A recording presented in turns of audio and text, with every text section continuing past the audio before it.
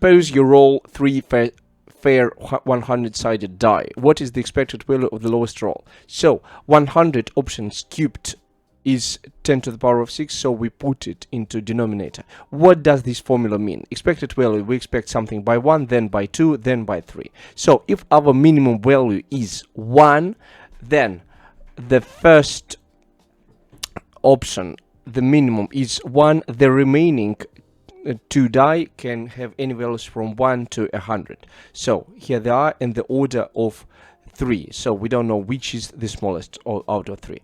Then we have to subtract from this the value of what if 2 minimum values are 1, so 3 times 1 times 100, the remaining, plus if all 3 are 1, so we plug it here, multiply by 1. Similarly we do with minimum 2, minimum 3, and so on, and then we add it all together. We get 25.5025, and this is all. Thank you.